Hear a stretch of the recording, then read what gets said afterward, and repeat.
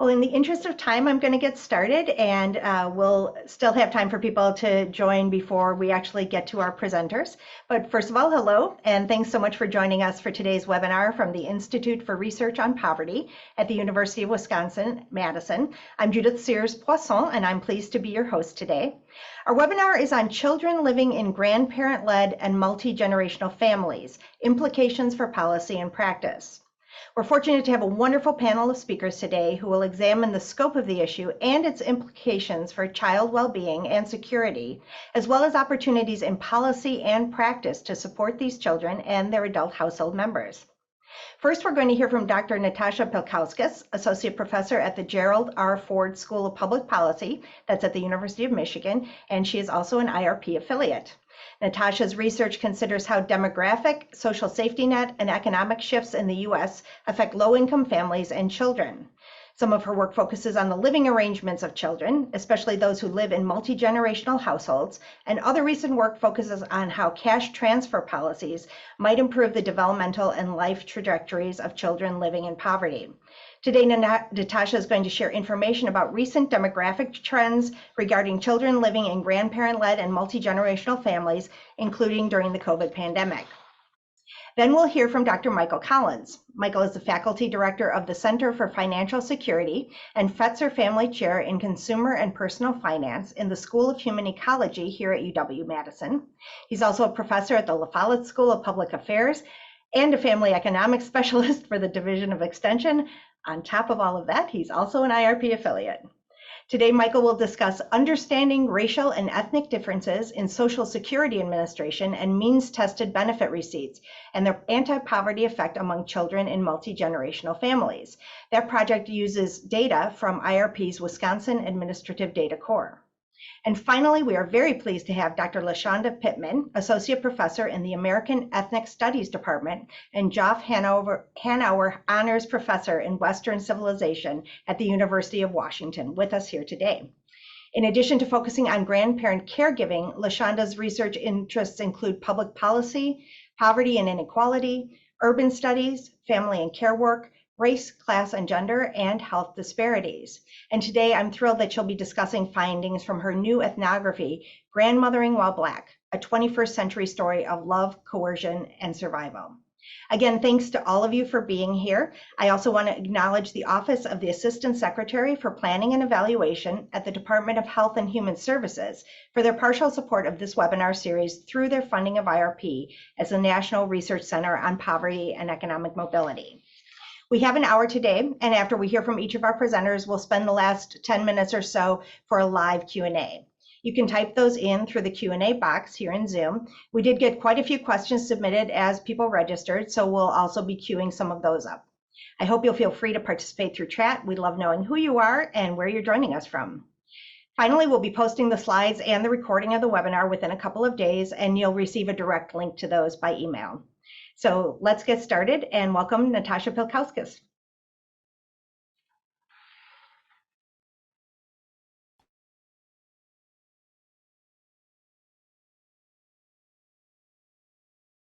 Hello.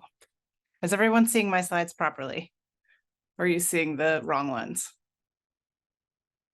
We're good? Can I get a thumbs up from someone? Okay, I'm going to assume we're good. So today I'm going to be talking about children living with grandparents. I'm going to give us a big overview kind of in the terms of the demographic trends of what, in terms of the patterns of children living with grandparents. Okay. So to begin, I want to bring some definitions. So we're talking about children today, and so we could be thinking about households that have more than one child in the same household. We're thinking about them living with parents, perhaps they're living with more than one parent. And if we were to think about this household, we would call this the nuclear family. But now we add a grandma to this household, but we could also add a grandpa, we could add a grandma and a grandpa, and these are going to be the kinds of households that we're going to refer to as multi-generational households today. Now, of course, sometimes people refer to 2 or more adult generations as multi-generational households, but today when we're thinking about this, we want to make sure you also have in mind we're thinking about 3 generations because we're also going to be including children in these households. Now, if we remove the parents from these households, the term I'm going to use today is skip generation, but we can call these grand families or grandparent-headed households. These are the households where the parents are not present. And if we could also add an aunt to this household, for example, this is still going to be a multi-generational household. Here we might also refer to this as an extended family household. Or if you add this pink guy in, we might think more broadly, again, still a multi-generational household or an extended family household. But you could kind of think of when people talk about doubled up households, we're thinking about basically any kind of extra adults that are living in the households with children. Natasha, I'm just going to suggest that you do swap displays because we're Oh, seeing is it still the wrong one? Yeah, we're Okay. seeing your extra Great. slides. Now are you seeing the right things? Perfect. Thank you. Okay. See, I was worried that that's what was happening. Okay. So why do we care about multi-generational and skip generational households? We know that who's in the household matters for children. So they shape the resources that are available, and that's associated with children's well-being. Multi-generational households have been increasing for the last 40 years. I'm going to show you some more figures about that in a moment, but not all forms of household extension, just multi-generational households have really been increasing. And we also know that grandparents are maybe especially important. Certainly research suggests that they are the first line of defense when something goes wrong, right? So something could happen at the parent generation and grandparents may step in, or parents may also then go to the grandparents when they're in need of assistance. But in the back of your mind, while we're kind of talking about all of these changes that have been happening, I want you to also be thinking about the fact that there is some evidence that suggests that people have a preference to live independently. Of course, people live together for a variety of reasons. They may choose to do so because they want to, but we know that from some research that people move out of these households when they have more money. And we also know that those with greater economic needs are more likely to be living in multi-generational households. And so we're kind of thinking about what that might mean for these families. So I'm going to show you some trends. So what this plot shows you is the trend in multi-generational households in blue, and then skip generation households in red over between 1996 and 2016. What you can immediately see is that in terms of skip generation households, these have been relatively flat. So roughly 2% of children live in a skip generation household and have done so at least since 1996. In comparison, when we look at multi-generational households, these have been increasing over time. So in 1996, about 6% of children were in these households. And by 2016, we already see that nearly 10% of children are living in multi-generational households. And if we then look even more recently, what you can see is this trend has continued. So in fact, today, about 10.2% of children, or at least in 2021, lived in a multi-generational household. But we continue to see kind of this flat line in terms of skip generation households. So about 2% of kids continue to live in skip generation households, but overall we're thinking about 12% of children who are living with a grandparent. If you are an astute observer, you might notice that there's this little blip up in the pandemic year, especially, or the first pandemic year, and I'll talk a little bit more about that in a few more slides. So when did these increases start, right? I showed you from 1996, but actually in a paper with Mariana Amorim and Rachel Denifin, we went all the way back to 1870 using census data to try and understand how these patterns, what these patterns look like. So the black line is the percentage of children who are living in these households, and the gray line is the number of children. And what we can see is the most recent increase in multi-generation households started after 1980, where about 5% of children were in these households. And as I already said, about 10% we see today, but in terms of numbers, that actually represents 7.5 million children. So lots of children are living in multi-generational households. But multi-generational households are not distributed evenly across all demographic groups. So here I'm showing you a plot of race ethnicity. What you can see in the early time period is that there's very few differences in terms of the likelihood of living in a multi-generational household across different racial ethnic groups. But over time, sort of starting in the 1930s, we start to see this kind of fanning out, right? Where there's really start to observe differences by racial ethnic group. That bottom line is our white households. And you can see that it declines in terms of the likelihood that white children will be living in a multi-generational household, although they still observe an increase since 1980. And what you can really see, that top line is actually Asian American children who are very commonly living in multi-generational households. This plot shows differences by education. Again, it's a similar pattern where you see few differences in the early time period and then this kind of fanning out that's occurring over time. And in particular, what we see is that multi-generational households are especially common amongst those with whose parents have less education, so kind of less than a high school degree or less. And that bottom line is the blue, or the green line is college-educated children. So many children with college-educated parents are still living in these households, but far fewer than other education groups. Now, one of the questions I always get whenever I talk about this is, why is this increase occurring? And I have to be frank, we don't really know. I have tried to study this, and we know that there are some factors that do explain the increase. So for example, children are far more likely today to be born to parents who are not married or live with an unmarried parent. That does explain some of the increase. Similarly, the racial ethnic makeup of children has changed over time. There are fewer white children. As this has occurred, that explains some of the increase in multi-generational households. But some of the things that don't explain the increase, for instance, is grandparent longevity or availability, which we might anticipate, right? Grandparents are living longer. Similarly, we also find that age at birth, as children are being born, parents have children at older ages, parents are also more likely to be educated over time. Both of these things would actually suggest that we should see fewer multi-generational households. However, we still see an increase in these. And I am a public policy professor, so of course, I think that some of this is driven by public policy, and we do have some evidence. So some work with Kathy Mitchell-Moore looked at the earned income tax credit, and there we find that when there are expansions to the EITC, that people actually move out of multi-generational households. Some other work of mine has also shown that as grandparents are more likely to receive Social Security, that explains a little bit of the increase. And then I think we don't know as much about this yet, but we also think that probably some of this is being driven by housing affordability. So housing has become less affordable over time, and that probably also explains a little bit of the increase.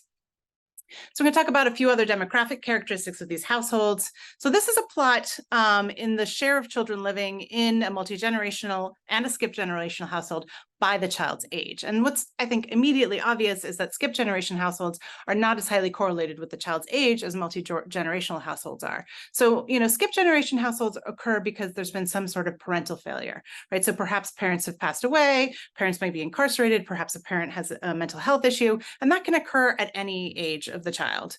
In comparison, for multi-generational households, we see that it declines as children age. In fact, nearly 15% of infants are living in multi-generational households. And then sort of as parents kind of maybe get more on their feet, we know that multi-generational households often occur due to economic reasons or childcare reasons, that you can see that these decline over time.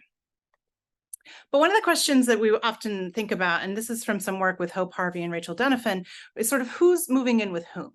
And here I'm showing you a graph that's about kind of doubling up more generally, but if we focus in particular on this red part, these are multi-generational households. So what does a guest mean? A guest means where the parent has moved in to the grandparents' household. So they're serving as guests in the grandparents' home, versus hosting is where the grandparent is moving in with the parent. And what you can see is it's roughly sort of a 2/3, 1/3 divide in terms of who's hosting whom.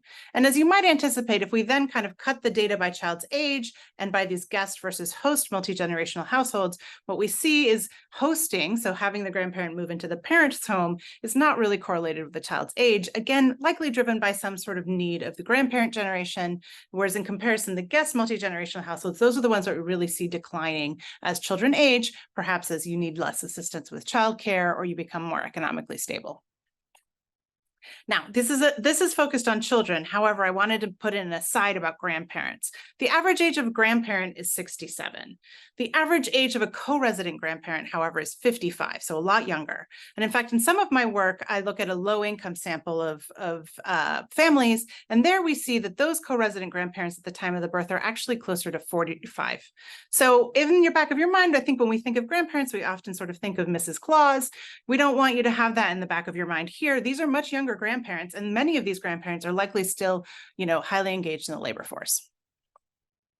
So we looked over time, we looked over the life course of the child. We could also think about this cumulatively, right? So how many children are ever observed in one of these types in a multi-generational household over their childhood? And this is from 3 different studies. And what you can see sort of in the blue and the yellow bars is that what we find is roughly 1/4 of children ever live in a multi-generational household sort of during childhood. I think these are likely underestimates because we don't observe children consistently over time. I'm using survey data to come up with these estimates, and there's, gaps between surveys. So it's probably closer to 1/3.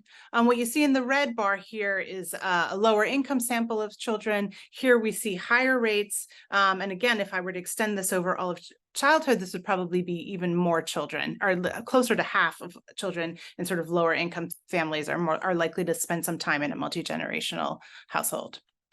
We do a similar thing in another paper with Mariana Morum and Rachel Donovan, looking at skip generation households. So again, cumulatively looking over time to see how many are ever observed in one of these households. We find that 5% of kids spend time in a skip generation household, but these are not distributed equally across racial and ethnic groups. I think very strikingly, we find that 10% of Black kids spend some time in a skip generation household. And so I think this has a kind of really strong implications for thinking about social services and also kind of inequalities by race ethnicity.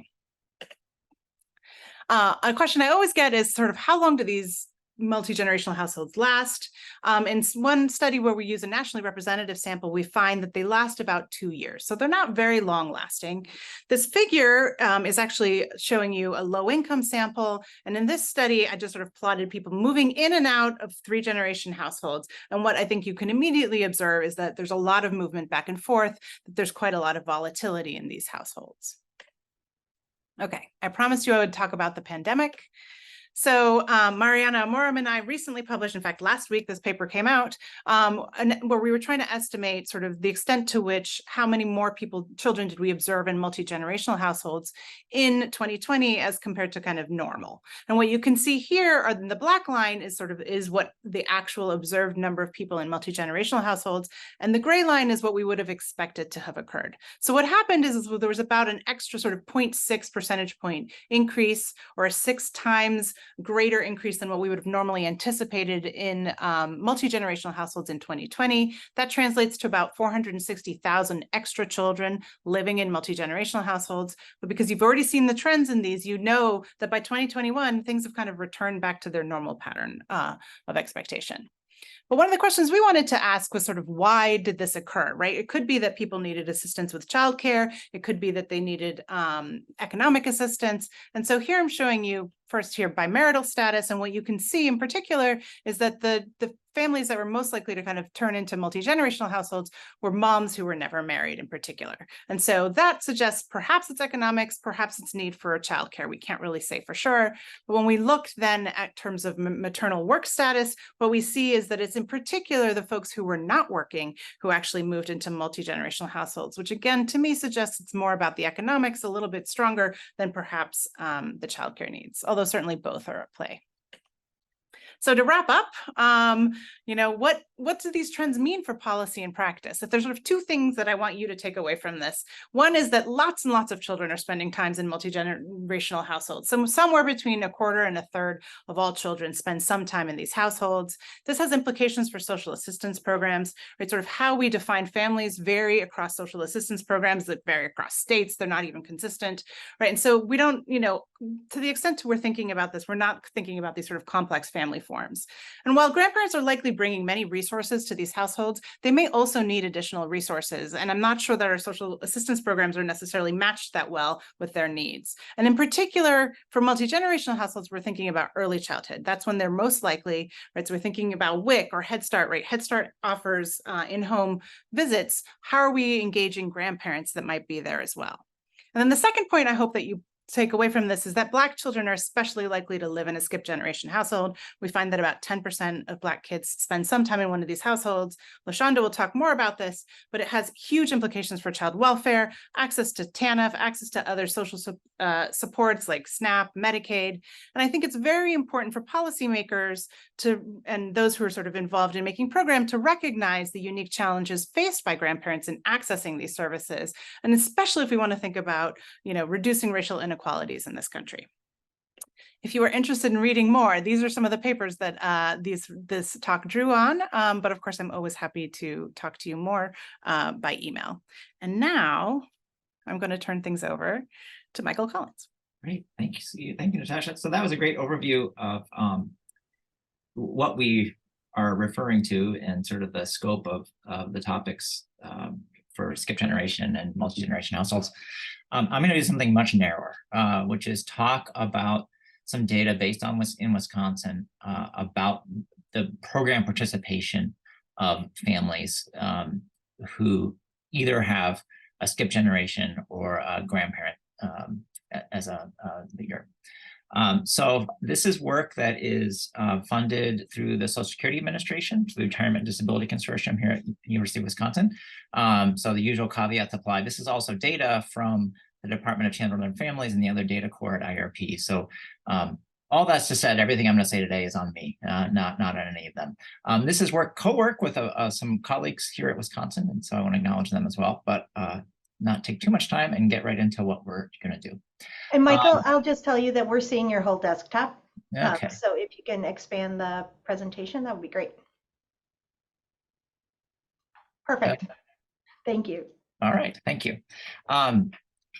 So the Wisconsin administrative data that we're going to use allows us to look at all the different income sources that people draw on that are in the programmatic data. So this would include earned income, because that would come through in their payroll. And so we would see that as they were enrolled in unemployment insurance and other programs. We can also see if they're involved in other programs like the food assistance or other kinds of programs. So what we're going to try to do is see what happens when families are receiving one of the Social Security benefit programs, and I'll talk about each of those in just a minute, and how many more families would be in poverty but for the fact that they got some assistance from Social Security Administration. Our focus are going to be on what we call grandparent and 3-gen households. I will say, right off the bat, we are all talking about the same general families, but there's lots of different ways to define these things. So I'll talk a little bit more about what we mean by that. And we're using administrative data, not survey data. So that also means we're doing our best to infer, what the type of household we're seeing in each of these time periods. Okay. Now I can't advance my slides. Okay. All right. So the 3 Social Security programs that we're going to talk about. First is the Old Age and Survivors program. This is the program that you're probably most familiar with. Most people are eligible if they have a good work career that they could claim at age 62. Some people wait till later, but effectively, this is the program that people think about as being retirement benefits. It's important to know, though, if you're a person who's over 62 and you do claim and you have a dependent child, then that child can also receive a benefit. So it's not just supporting the older person themselves, it supports other people in their household as well as their spouse or partner. There's also a component of this which is called survivor benefits, and that's if there has been the loss of a worker, the death benefit effectively, that then pays for minor children. So there are a number of children supported by what we call old age and survivors benefits, and I think a lot of people don't think about that program in that kind of way. The other program is the Social Security Disability Insurance. Again, this is for workers. So both the OAS and the SSDI are people who've worked, they've earned their credits into the system, and then that makes them eligible to claim. So the SSDI is what some people call disability, but it's for people who have worked and now have a long-term disability and can't work anymore. And again, that can support both them, their dependents, and their spouse or partner. Then there's the SSI program, Supplemental Social Security, or Security Income, sorry. This is a means-tested program, really designed for older seniors, people 65 and older who are very, very low income, or people with disabilities who are very, very low income. Income thresholds here are in the neighborhood of like $11,000, $12,000, so very, very low income. But there is no work component to this, so the people can be eligible for this program even if they have no work history. It's really important, though, to understand that the first 2 programs, OAS and SSDI, are based on work history, much more generous. SSI, which is a means-tested program, is not based on work history. It's not a social insurance program per se, and it has much lower benefit levels. All right, so the data we're going to use is Wisconsin-based. So these are only people in Wisconsin, and they're only people in Wisconsin who are in what's called the CARES system, which basically means they have had some application or receipt of a Wisconsin-administered program. Mostly what we're going to be looking at are people who were in the system because they applied for or received SNAP, the Supplemental Nutrition Assistance Program, sometimes called food stamps.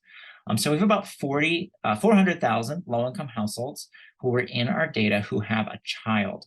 And so we look at them on a yearly basis. And so, up to 10 years from 2010 to 2019. And so that gives us about 3.7, 3.8 million people years or household years, really, we should think about. And I should say too, we're talking about households as if we are defining them the way they might be defined in a survey, but really it's just they're at the same address. So we certainly recognize that this might be a little clunky measure of a household, but still gives us a approximation of people who are living together at a single residence. I'm going to talk about different groups here. So some of our households are what we call the all group. So this is the primary person, so the person who's in our data, and any minor child. And so we call this the all group. If that primary person is a grandparent, and so by that we mean that they have somebody living with them who is a child of a child, we call that a grandparent household. That's about 1.8% of our sample, so pretty small incidence, but still a lot because we're dealing with large numbers here. And then we have a primary person who has their parent in the household. So we call these 3-gen. So they have a child plus they have a parent in the same household. So these 3-gen households are about 7.3% of the all households. In terms of income, so it's important to note that we do not know if these households receive tax credits of any kind. We only know the income that we see through the administrative data. So we have wages. If their wages were reported through the payroll system, then we would know that they have wages. We know child support, we know unemployment compensation. If they got the caretaker supplement in Wisconsin, we know the SNAP, the food assistance. We know about Medicaid, we know about child care subsidies, we know about TANF, and most importantly, we know about what Social Security programs they participated in. So if they got SSDI, OAS, or SSI. So just to give you a sense again of what this sample looks like, our sort of non-grandparent, non-3-gen household, so these are sort of just a low-income person with a child in the household, has about 3.7 people in them. The grandparent household's a little bit smaller, but the 3-gen household, no surprise, has 4.8 people. So we have more people in the 3-gen household, and more people means more people who can earn income, and so they have a little bit more money. Again, we're not talking about high-income households by any means. These are all low-income households. The highest is the 3-gen household at just under $40,000. In terms of racial distribution, we can see at the bottom of the chart here, the distribution by different, by white, Black, Latina, and by men. So not racial, but by gender.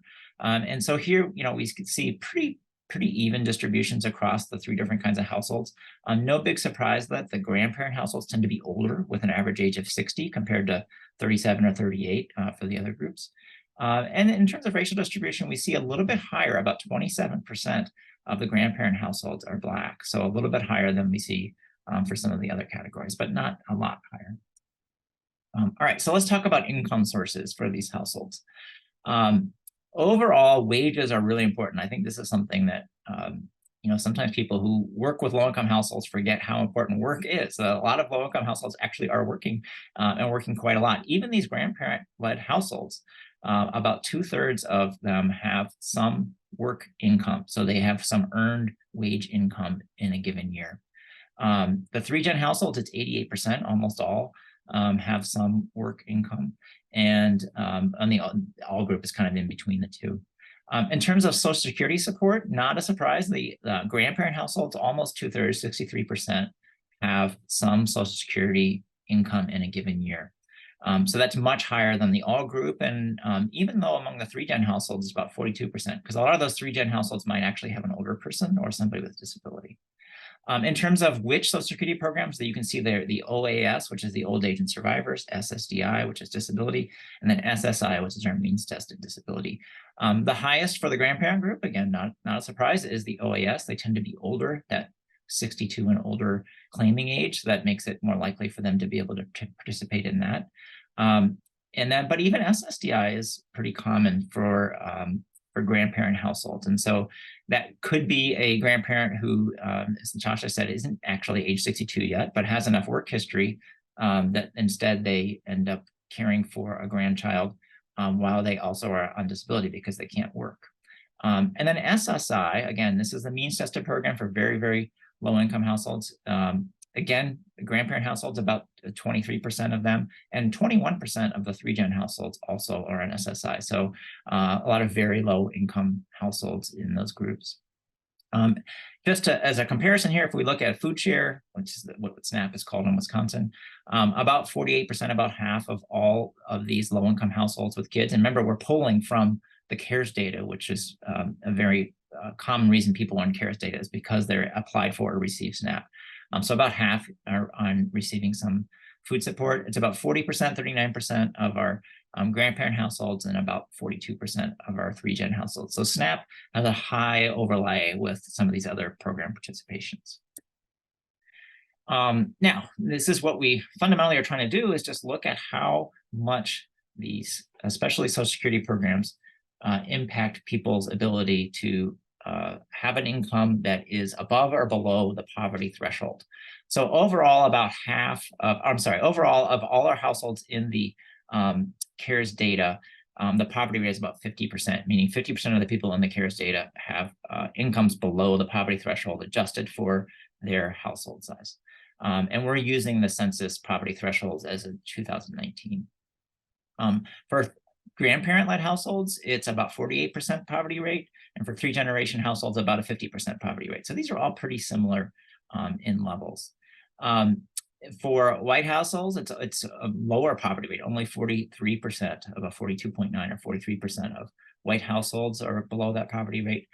For Black and Latina households, it's much higher. So about 2/3 of Latina households, almost 67% are in that poverty threshold, and about 61% of Black households. So pretty high poverty rates. Again, that's based on our data. Our data are people who are applying for support programs. But what we're really curious about is the role of these Social Security programs within this group. So this is the basic math of what we're doing is we're saying how much if we were to take away each of these Social Security support programs, what would the poverty rate look like? So if we took away the OAS, the Old Age and Survivors Program, if we took away the SSDI, if we took away the SSI, so each individually, or if we took away all of them, how much would that change the poverty rate? So the way you can think about these bars is for that, let's say, for example, in the OAS, if we took away the support that grandparent households in orange receive from the Old Age and Survivors Program, the poverty rate would be 10 points higher. So effectively, these old age benefits that these grandparent households are getting are lowering the poverty rate by about 10%. SSDI is about a 7% for the grandparent household, 7% reduction in the poverty rate. And SSI is about a 3 percentage point reduction in the poverty rate. If we took away all the Social Security programs together, the poverty rate for grandparent households would be almost 18 percentage points higher than it is now. So this is a big poverty reduction impact for these grandparent households. The effect, especially of the Old Age and Survivors Program, but also of SSDI and SSI has an impact as well. For the 3-gen households, it's much more evenly distributed across the 3 programs. So about 3% from OAS, SSDI, and SSI, about 8 percentage points altogether in the reduction of the poverty rate. But again, higher than the all group, which includes households who are also low income, but don't have these either grandparent or 3-generation household aspects. So it appears that these programs are really important, and probably not something a lot of people think about is the role of Social Security in supporting these families in their being above that poverty threshold. Now we can also do the same kind of thing by race. So here we look at each of the programs by white, Black, and Latina households. And we can see the largest reduction for all Social Security programs, and actually true for most of the Social Security programs individually, is among where the primary person is identified as Black. So about a 7-point reduction in the poverty rate from all Social Security programs combined. Much of that, however, is from the SSI program, which, as I said, is the means tested program, not related to work credit histories, and again, very low income, so and not tremendously high benefit levels as well. Now we can take those two. So I talked about race, I talked about 3-gen and grandparent, and so we can combine the two. So now we can look at the grandparent white, grandparent Black, grandparent Latina, 3-gen white, 3-gen Black, and 3-gen Latina. And the patterns are pretty consistent with what we saw before, where the old age program has some of the largest reductions, but especially for the grandparent white group, less so for the other groups. And some of that is based on the work history. So the fact that white households tend to have longer and more eligibility, and therefore can participate more in the program. Whereas SSI tends to be more important, which is, again, the means tested low income program, has a much higher effect for Blacks, and both the grandparent Blacks and 3-gen Blacks, about a 5 to 6 percentage point reduction in poverty.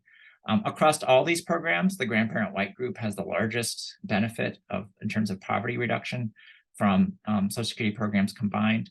But for the grandparent Black, also quite high too, about 17 percentage points lower poverty rate because of these programs. So taken away from these data, so again, these are Wisconsin-based people who are involved in programs and services in the state. So it is definitely a very specific sample during a very specific point of time. This is all pre-COVID. But about 2/3 of these grandparent households, as we define them, receive some form of Social Security support. And about half of the 3-gen households receive some form of Social Security support.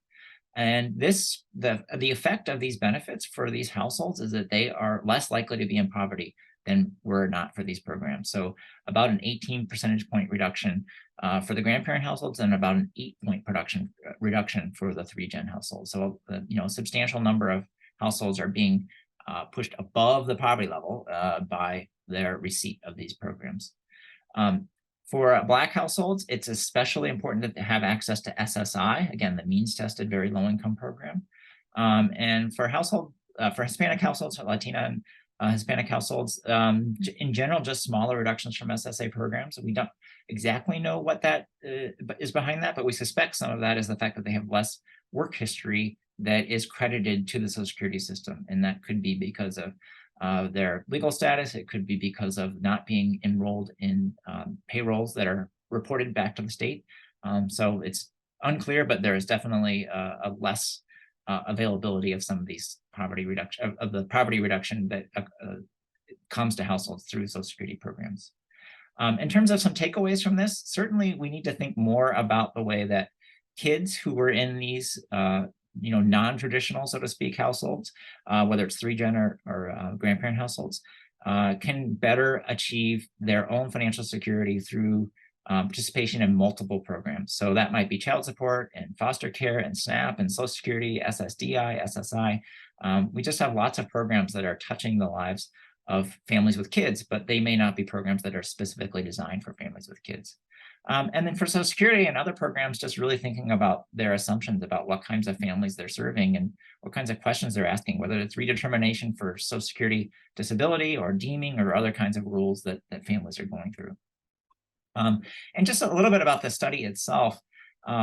We don't have a lot of great data on these households because they're a relatively small group and they're not well represented in a lot of surveys. So these administrative data, while they're clunky and there's a lot of things that we're measuring imperfectly, they still give us ability to look at these populations in ways that we can't do in other kinds of ways. It also allows us to look very precisely at what programs people are participating in and how much of support they're getting from different programs. So it really allows us to do some things that we can't do with the other kinds of data sources that are out there. So I will stop there, I think. Did I stop? And LaShawnDa, I think you're up.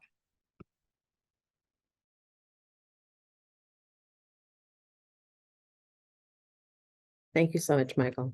I'm gonna hit slideshow. Okay, my slides are okay. Awesome. And there we go with my camera. Great. So I'm going to talk some today about how well the safety net works for family safety nets, specifically the economic survivals that Black grandmothers raising their grandchildren use in raising their grandchildren.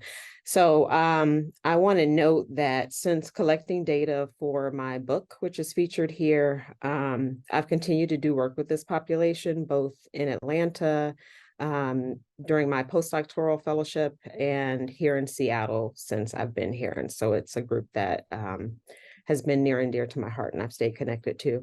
In addition to my funding sources, I also want to thank Judith and the rest of the IRP team for organizing this webinar.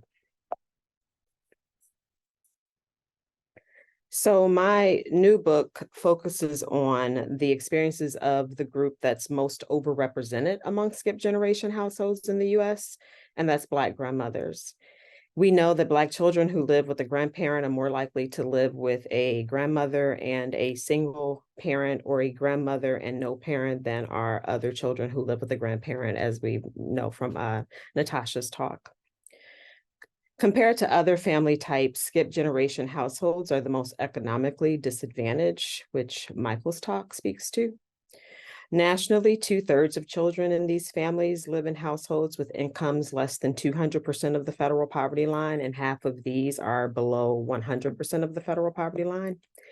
63% of co-resident and primary caregivers are female, and grandmother-headed households are 3 and 7 times more likely to live below the federal poverty line compared to a household headed by both grandparents or by a grandfather, just really significant. Grandmothers heading skip generation households are more likely than those in other family structures to be on public assistance, to be unemployed, to be caring for more children, to be single, and to be receiving subsidized childcare. Compared to other grandparent caregivers, African-American grandmothers, and in some cases, Alaska Native American Indian grandmothers, tend to be younger. They're more likely to live at or below the federal poverty line, to be raising their grandchildren in inner city neighborhoods, to be rearing more grandchildren, caring for grandchildren for considerably longer periods of time, providing care for them alone, and doing so with impaired physical health. Previous research shows that by almost every available measure, despite their pronounced level of need, grandparent-headed households underutilize formal resources. So 12% of kinship families receive TANF assistance, and only 6% of those living with relatives receive child-only payments, even though most are eligible. 17% of low-income working kinship caregivers receive child care assistance, and only 15% receive housing assistance. And this is compared to 21.8% of parent-child families and 37.8% of single-parent families. Fewer than half, 42%, receive assistance from SNAP, even though most report food insecurity. In this particular talk, I asked 3 questions. How are Black custodial grandmothers impacted by the economic demands associated with providing care? How do social safety net policies and practices and family dynamics buffer or exacerbate their economic constraints?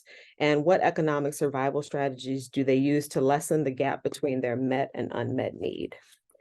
To understand the experiences of grandparents raising grandchildren in skip generation households in different caregiving arrangements, which I break down into a 5-tiered system of kinship care in my book, I conducted interviews with 74 Black grandmothers and complemented those interviews with ethnographic work. I'm happy to talk about my data and data collection during the Q&A, but for the sake of time, I'm going to speed through some of my findings. In this book chapter and talk, I argue that caregivers devise what I refer to as risk negotiation strategies, which I define as strategies that they use to circumvent or lessen loss or harm, as it was difficult and in many cases impossible for them to access necessary resources and services. I also argue that a tiered and unequal system of kinship care exists. Again, this is that 5-tier system I alluded to. Caregivers providing care within the child welfare system in general receive more resources and services through the child welfare system than those providing care outside of the system, who are receiving most of their support when they get it through TANF programs. Of the 2.5 million grandparents primarily responsible for raising their grandchildren, 1.3 million are still in the labor force, which again, Natasha's work spoke to. Grandmothers in my study combined paid work and care work by doing several things. They decreased or increased their work hours depending on the needs of the grandchild or grandchildren in their care. 9 grandmothers decreased work because of her caregiving responsibilities. 11 grandmothers increased their employment. They also changed their occupations and they altered their work schedules, oftentimes picking jobs that would allow them the most flexibility for raising their grandchildren. But what that often meant was that they were choosing jobs that came with fewer resources and that paid less. I'm sorry. They also engaged in off-the-books work. So everything from selling dinners and cigarettes, making and selling clothing, styling hair, bartending, providing childcare, and home health care assistance. Nearly a fifth of the grandmothers in my study did this. And you see risk negotiation characterizing this coping response so that if grandmothers inform their caseworkers of the informal work that they were doing, they risk losing public assistance. However, if they didn't provide for their grandchildren, they risk losing them. Making huge financial sacrifices has significant consequences for Black women who already experience race, gender, and age disparities in earning, workplace segregation, and labor market discrimination. Finally, caring for non-school age children and increased chances of acute poverty. We know that grandmothers provide the bulk of childcare. And so when these women were in need of childcare themselves, they often didn't have the same kind of access to informal childcare as parents do. In 2015, just 15% of all children in the United States who qualified for child care assistance under federal eligibility parameters received it because the program is so poorly funded. Children living in grandparent-headed households face additional obstacles to accessing early childhood education because their caregivers experience more financial hardship than parents and face unique challenges accessing the subsidy. The grandmothers I interviewed had difficulty accessing subsidized childcare because they failed to satisfy eligibility criteria. In some cases, it was because they may not have already been employed when care of their grandchildren shifted to them, and the program required work and school participation. Grandmothers called this a catch-22, questioning how they could look for a job if they didn't have childcare to do so. In other cases, the program failed to take into consideration where women were in the life course. For instance, school requirements often didn't support advanced degrees or some certification programs, which was problematic for grandmothers with a bachelor's degree or who were not interested in seeking a bachelor's degree. Although many worked in low-wage jobs, they'd done so long enough to earn somewhat more than was allowed by this means-tested program. So some grandmothers were furious when they came in sort of just below the threshold for qualifying for subsidized childcare. Moreover, some grandmothers who met eligibility criteria didn't apply for the subsidy because the process of doing so was complex and confusing. Finally, subsidized childcare was more readily available to grandmothers providing care in the child welfare system. Some of the family barriers that I identified were a set of interrelated issues, which you'll hear me talk again when I talk about their Seeking TANF programs. It's a set of interrelated issues that have to do with conflict over the child's resources, coercion, so this sense that grandmothers were forced in some cases to do without resources to reduce the chance of having the grandchild removed from their care, and a lack of legal rights or guardianship to do anything about it.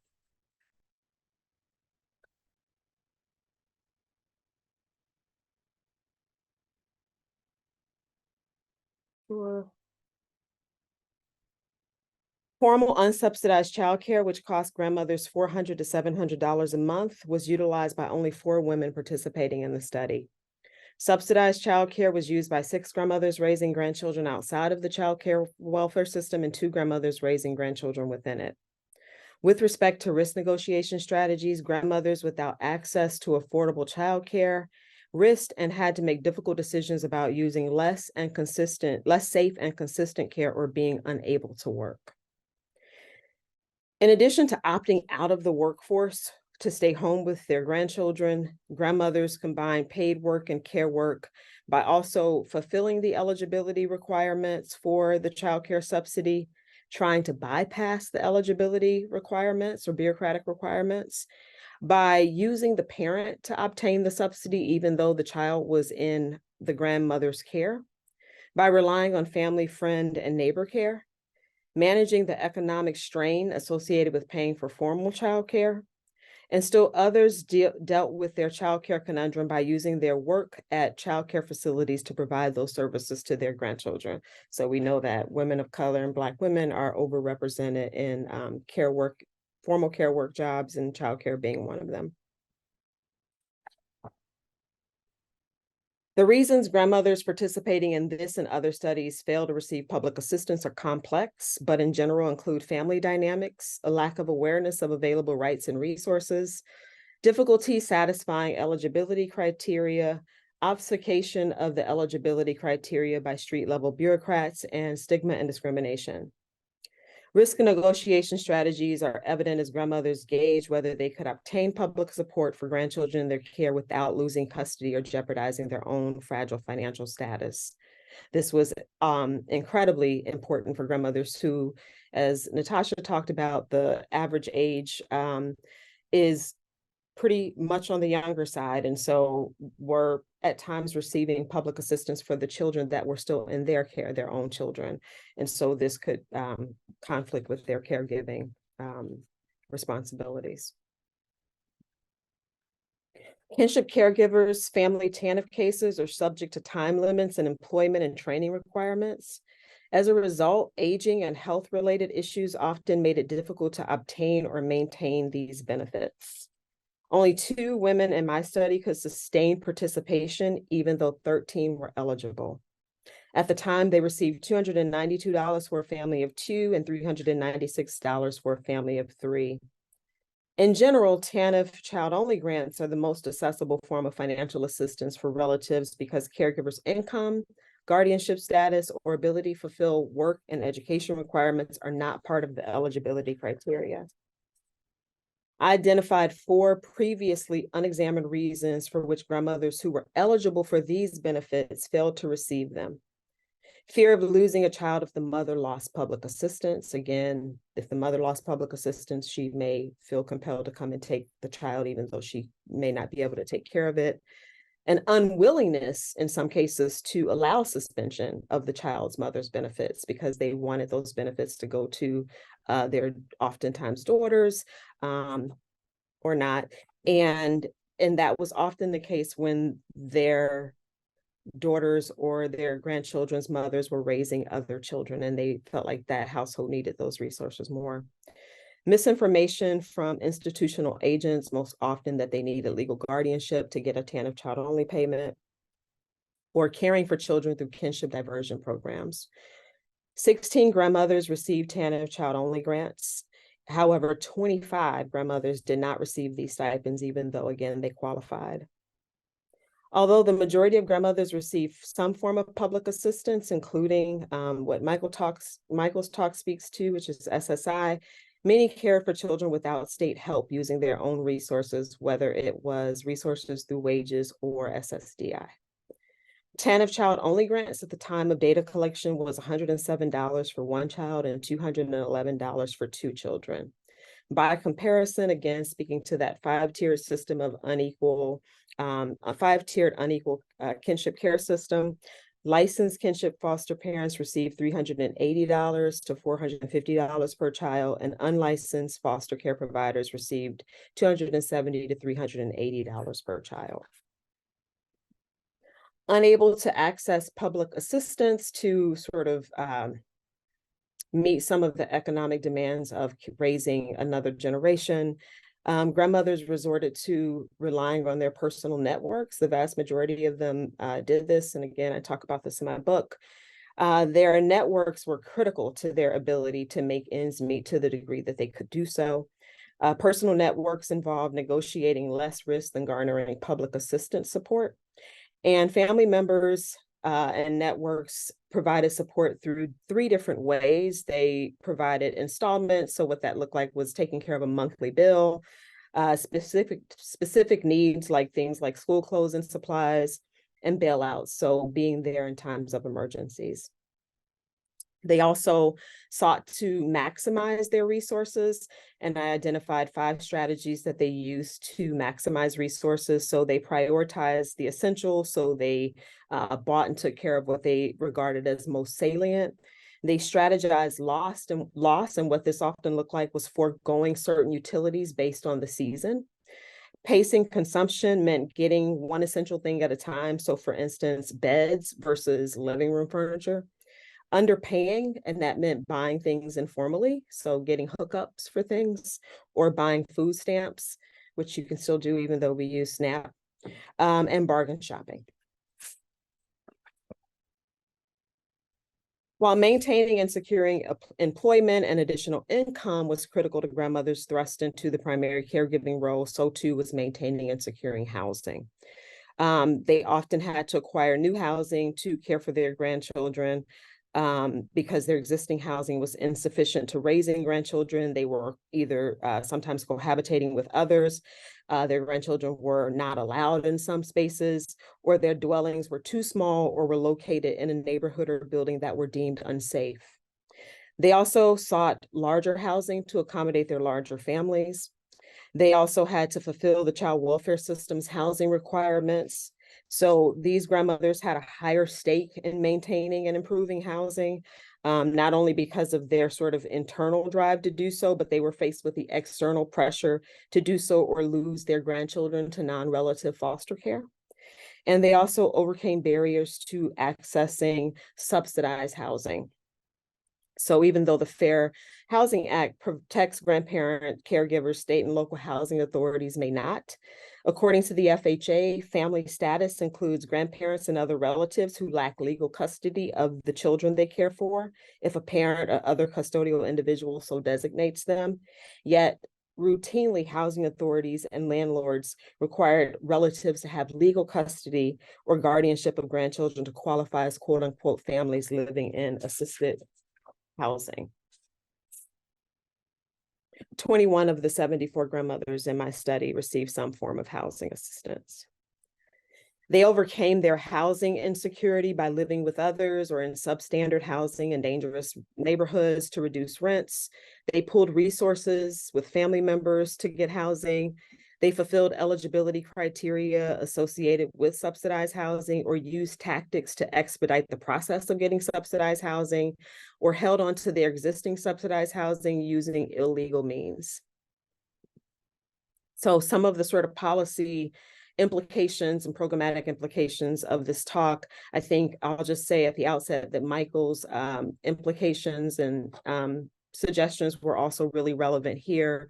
I'll add that some of the things that I think are really important are things like increasing policymaking for those providing care outside of the child welfare system. We've spent a lot of time working through some of the issues of grandparents and other relatives raising children within the system, but we know that the majority of care happens outside of it, and those families deserve a lot more attention than they get. Expanding TANF goals to include grandparent-headed households. Again, Michael spoke to how a lot of the types of resources that are available to these families that are the most meaningful are actually not designed with them in mind. And so expanding TANF goals to include these families would make a huge difference.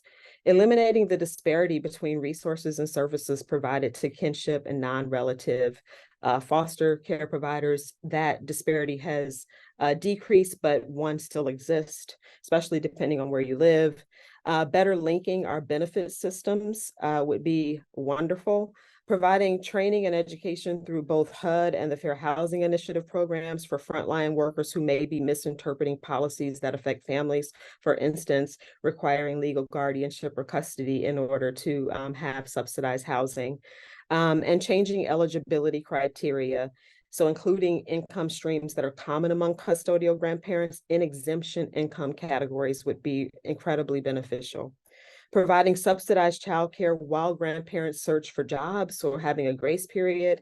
And lastly, coordinating and partnering with statewide aging networks and other public agencies serving grandparent-headed households. Thank you.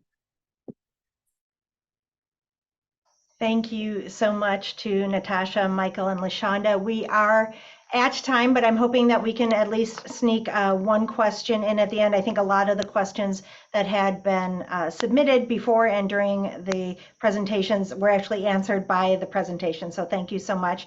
But one of the questions I think kind of is overarching over all of these issues is there are a lot of grandparents who are taking care of grandchildren that have not been reached by different systems, but perhaps by schools, by counselors, by caseworkers. What is the best way to connect with those families and try to get them the support that they need and are eligible for? And Natasha, I'll ask you to start. Oh boy, I think LaShawnDa's better, probably a position to answer that question. I think the challenge is exactly that, depending on the kind of household, maybe more specifically skip generation households, it's especially important. But for, for grandparents, often it's in social services. In my experiences, even with just sort of interviewing people, often you see grandparents coming in with children into social service agencies. So, but LaShawnDa, please, if you have more insight. No, I think that's really on point. We know that kinship support groups are really incredibly beneficial, but they reach very few families. I say some of the stuff that I did to connect with my population, which are targeting schools, places where these families are going to be, where they don't have to make an extra trip someplace. So medical providers, hospitals, schools, social service agencies, churches even. And I also want to put a plug in for the new resource, Grand Families and Kinship Support Network. They have a new technical assistance center that they are also trying to sort of support folks on the ground who are working with and potentially could work with these families. And so I think those are all places that really matter. Thank you for that. And I was definitely going to go to LaShawnDa. I wanted to give her a chance to catch her breath after her presentation. Michael, did you want to add anything?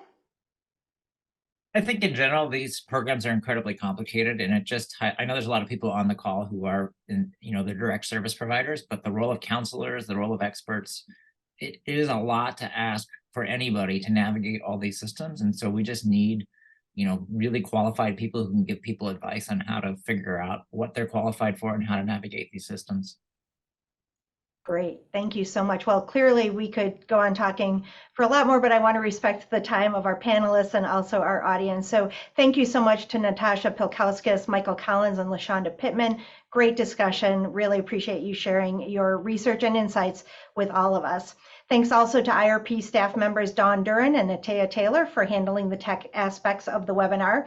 As we mentioned before, we'll be posting the slides and the recording of the webinar within a day or so. And because you registered, you'll receive a link to those by email. So thank you so much for joining us today and have a great rest of your day.